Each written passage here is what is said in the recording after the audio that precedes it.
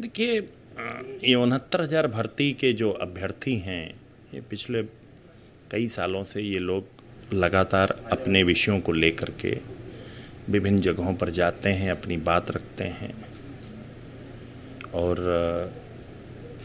उनके उन्हीं विषय को लेकर के आज ये फिर मेरे आवास पर आए थे।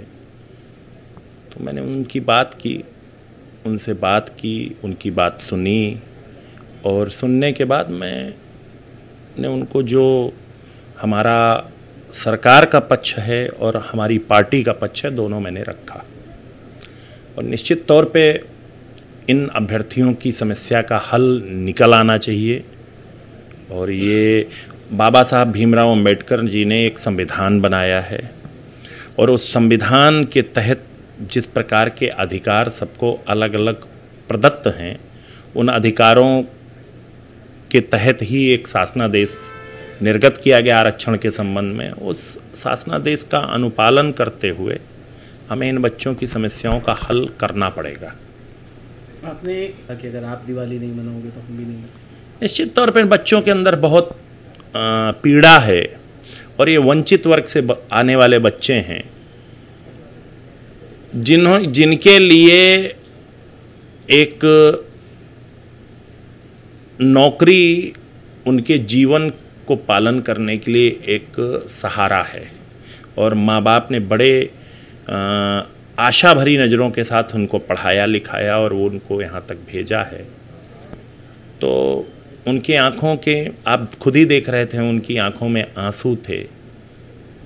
तो अगर वो दिवाली नहीं मनाएंगे तो मैं कैसे मना सकता हूँ। और रही बात उनकी कोई विषय और है, अगर वो इस लड़ाई को लड़ते लड़ते कमज़ोर हो गए हैं तो उनके लिए हमारी पार्टी, अब कानूनी लड़ाई हमारी पार्टी लड़ेगी उनकी ओर से।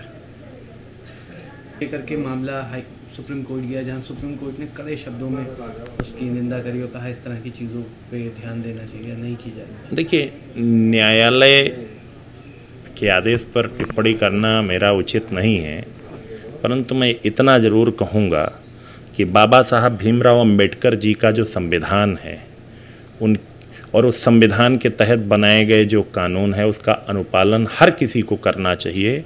और हमारे माननीय मुख्यमंत्री जी अपराधियों के विरुद्ध जिस प्रकार से एक कठोर कानून व्यवस्था का पालन कराते हैं, तो मैं अपने मुख्यमंत्री जी को साधुवाद देता हूँ।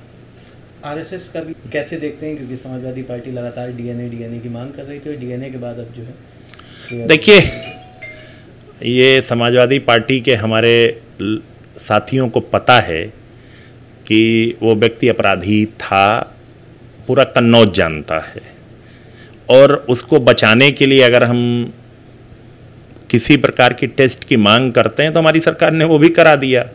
अब वो खुल करके सामने आए, स्वीकार करें कि अपराधी जो है, इस प्रकार के जो आपराधिक तत्व हैं उनका संरक्षण अभी तक क्यों होता रहा है। संवेदनशील मुद्दा है, इसे गंभीरता से लिया जाना चाहिए, विकास के लिए ये करना चाहिए, लेकिन इस पर राजनीति करना गलत है। मैं सबसे पहले उन सभी संगठनों और उन सभी दलों को आभार व्यक्त करना चाहता हूं जो धीरे धीरे करके जाति जनगणना के पक्ष में आ रहे हैं। हमारी पार्टी तो अपनी स्थापना के समय से इसकी मांग करती आ रही है और जाति जनगणना से निश्चित तौर पर सभी जातियों के आंकड़े आएंगे और उनको विकास संबंधी योजनाओं का लाभ सरकार एक साइंटिफिक तरीके से दे पाएगी। इसके साथ ही जो दल, उन्होंने ये भी कहा है इस पर राजनीति करना ये बेहतर है। देखिए, बहुत सारे दल ऐसे हैं, उत्तर प्रदेश के भी बहुत सारे दल हैं जिन्होंने जातिगत जनगणना को चुनावी सफलता का एक हथियार बना रखा है, जबकि ऐसा होता नहीं है। अगर आप वास्तव में इसके लिए सीरियस थे तो जब आप सत्ता में रहते हैं तब आपने एक भी कोई पत्र चलाया हो, एक भी आपने कोई कार्रवाई की हो।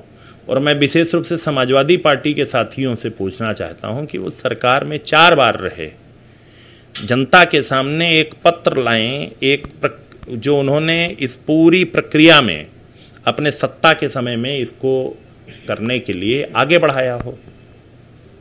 तो ये जो राजनीतिक रूप से इस्तेमाल करने के लिए जो लोग कर रहे हैं, इनके बारे में जनता अच्छे तरीके से जानती है।